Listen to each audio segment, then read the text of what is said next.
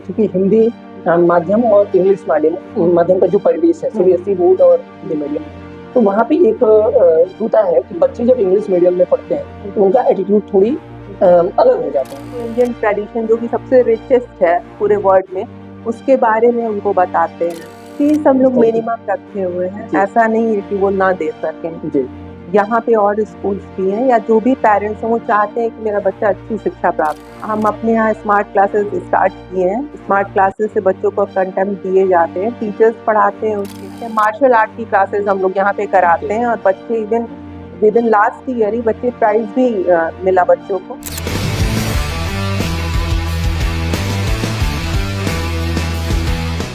नमस्कार, टॉप खबर देख रहे हैं आप, मैं हूं आपके साथ चंदन मिश्रा।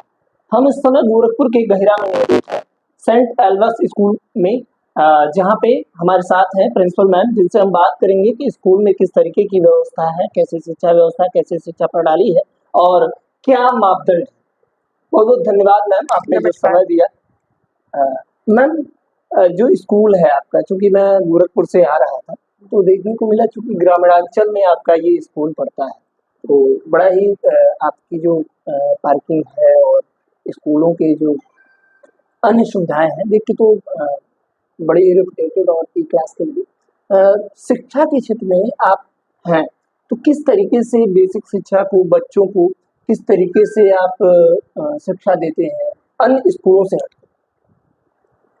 हमारे बच्चे जो हैं यहाँ पे आते हैं, ग्रामीण परिवेश से आ रहे हैं, तो हम उन बच्चों को लेके चलते हैं और अन्य स्कूलों से जो अलग शिक्षा की आप बात कर रहे हैं, शिक्षा तो सारे स्कूल अपने स्तर पे दे ही रहे हैं, हम भी दे रहे हैं, लेकिन हम अपने बच्चों को एक्टिविटी बेस्ड लर्निंग करा रहे हैं। वो और जगह भी कराई जाती है, ऐसा हम नहीं कह सकते हैं कि और विद्यालयों में नहीं शिक्षा दी जा रही है, लेकिन हम भी अपने बच्चों को अपने स्तर पे एक्टिविटी बेस्ड लर्निंग कराते हैं, लाइफ स्किल की क्लासेस कराते हैं। हाँ, ये डिफरेंट है और स्कूलों से। जीवन कौशल कि हम अपने रोजमर्रा के जीवन में अपने जो रूटीन के वर्क्स हैं उसको छोटा बच्चा भी खुद से करे अपने कामों को, इस चीज़ की शिक्षा हम देते हैं और उनको खुद से करके सीखने की शिक्षा देते हैं, उनके अंदर अन्वेषण की शिक्षा कि वो करके देखें क्या है, चीज़ों के बारे में वो जागरूक हों और उसको अपने जीवन में आगे आ करके इम्प्लीमेंट करें। जी मैम, कहीं न कहीं देखने को ये मिलता है कि चूँकि हिंदी माध्यम और इंग्लिश माध्यम का जो परिवेश है, सीबीएसई बोर्ड और हिंदी मीडियम में, तो वहाँ पे एक होता है कि बच्चे जब इंग्लिश मीडियम में पढ़ते हैं, तो उनका एटीट्यूड थोड़ी अलग हो जाते हैं, उनके एटीट्यूड अलग हो जाते हैं। उसमें आप संस्कार कैसे बच्चों को डालते हैं? शिक्षा के साथ संस्कार बड़ी ज़रूरी है। तो आपने जो एक्टिविटी की बात की, लाइफ स्किल की बात की, तो साथ-साथ बच्चे अपने शिक्षा के साथ-साथ अपनी लाइफ में एक-एक स्टेप खुद ही करें, प्रैक्टिकल करें, वही आपने कहा। तो ये शिक्षा के साथ जो अनुशासन है, जो उसको किस तरीके से आप करते हैं? देखिए, ये संस्कार की जहाँ तक बात है, हम उनको इंडियन ट्रेडिशन जो कि सबसे रिचेस्ट है पूरे वर्ल्ड में, उसके बारे में उनको बताते हैं। हम अपने कल्चर के बारे में बच्चों को बताते हैं। जो फेस्टिवल्स आते हैं, चाहे वो किसी भी रिलीजन से रिलेटेड हो, हम उनके बारे में बच्चों को बताते हैं, उसको यहाँ सेलिब्रेट कराते हैं। और नैतिक शिक्षा की जहाँ तक बात है, वो हम रोज़ करके सीखते हैं। जैसे कि एक बच्चा है, सुबह उठ रहा है, तो हम उसको बोलना सिखाते हैं कि सुबह आप स्कूल में आओ, टीचर्स को गुड मॉर्निंग बोलो। तो ऐसे ही हम उनको बताते हैं कि जब आप सुबह उठिए, तो आप अपने पेरेंट्स को जा कर के सुबह ग्रीट कीजिए, ठीक है? फिर आप डेली रूटीन्स के वर्क को करके हम अपने स्कूल में प्रेयर्स कराते हैं, असेंबली इसीलिए ऑर्गेनाइज़ की जाती है ना कि हम ईश्वर को धन्यवाद दें आज के दिन के लिए। तो घर पे हम स्कूल आने से पहले जो भी रिलीजन को हम फॉलो करते हैं, उसकी प्रेयर्स करके आएँ स्कूल में। ये सब चीज़ें और उनसे हम डेली पूछते हैं। तो ये सब चीज़ें धीरे-धीरे वो रूटीन से आती है बच्चों को, वो सीखते हैं। चूँकि मैम ये स्कूल आपका ग्रामीणांचल में है, तो फीस स्ट्रक्चर क्या है? कैसे उसको आप लेके चल पाते हैं? क्योंकि यहाँ पे ग्रामीण क्षेत्र के लोग उतना एफोर्डेबल फीस दे पाते हैं कि नहीं, किस तरीके से वो फीस हम लोग इस तरीके मिनिमम रखे हुए हैं, जी। ऐसा नहीं है कि वो ना दे सकें। जी। यहाँ पे और स्कूल्स भी हैं या जो भी पेरेंट्स हैं वो चाहते हैं कि मेरा बच्चा अच्छी शिक्षा प्राप्त जी। करे।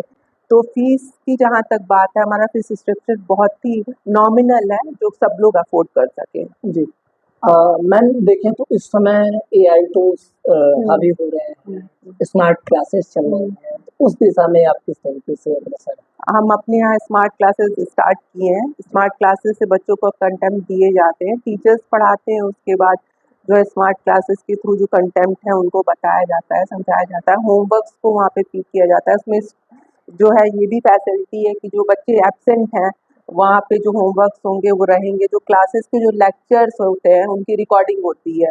अगर बच्चा नहीं आया है तो उसके बाद भी अगर कोई इंपॉर्टेंट लेक्चर उनका मिस हो गया है तो नेक्स्ट डे आ करके या नेक्स्ट वीक में जो है उसको देख के जो टीचर पढ़ाया है उसको वो पढ़ सके। मैम कहीं न कहीं एक चीज़ और भी देखी जाती है कि चूँकि जब हम लोग पढ़ते थे तो उतना वो नहीं था, अब इतने कॉम्पिटिशन हो गए हैं और बच्चों के ऊपर एक अच्छा खासा स्कूल का बैग हाँ, होता है, हाँ, जिसमें हर सब्जेक्ट और इतने तो उसको मैनेज करना चूँकि बच्चे आजकल उससे बड़ा दब जा रहे हैं हुँ, कि इतने वर्क मिल जा रहा है उनको, हुँ। इतने सब्जेक्ट उस तरीके हम लोगों को देखने में गार्जियन भी देखते हैं तो उससे परेशान थोड़े से होते हैं कि इतना ज़्यादा बच्चा कैसे करेगा? उसे आप लोग कैसे मैनेज करते हैं?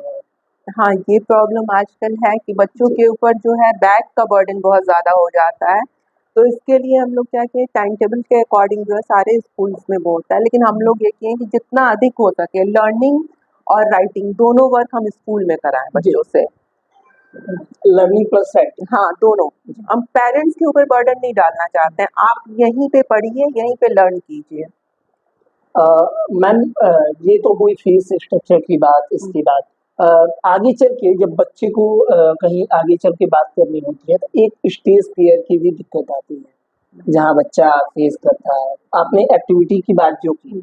तो आगे चल के कितने स्टैंडर्ड तक आप कैसी-कैसी एक्टिविटी कराते हैं? देखिए और अकॉर्डिंग टू देयर स्टैंडर्ड वो एक्टिविटीज़ या डिसाइड होती हैं। हुँ, लेकिन कौन-सा बच्चा किस फ़ील्ड में हाँ, इंटरेस्टेड है, उसका जो है किस में इंटरेस्ट है, ये जी, चीज़ें जब हम बच्चों को रेगुलर देखते हैं रेगुलर वे में या मतलब 1 साल, 2 साल, तो वो चीज़ें फिर सामने आती हैं कि जी, बच्चे का इंटरेस्ट क्रिकेट में है या सिंगिंग में है, तो फिर उसको हम देखते हैं। अभी तो ये सेकंड सेशन है, जी, तो लेकिन फिर भी जिन बच्चों को हम जानते हैं मार्शल आर्ट की क्लासेस हम लोग यहाँ पे जी। कराते हैं और बच्चे इवन विदिन लास्ट ईयर ही बच्चे प्राइज़ भी मिला बच्चों को।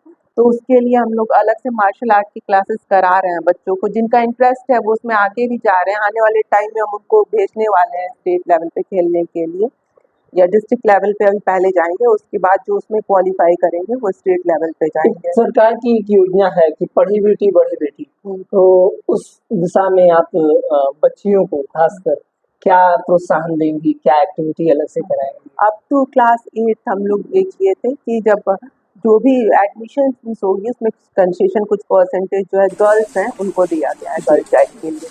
जी। तो ये इस विद्यालय में हम मौजूद हैं, यहाँ पे शिक्षा के साथ संस्कार की बात होती है, एक्टिविटी की बात होती है, बच्चों के हर स्टेज पे जो फ़ियर फेस करते हैं, उसकी बात होती है। कम शुल्क में उन्हें अच्छी शिक्षा, अच्छे माहौल की बात होती है।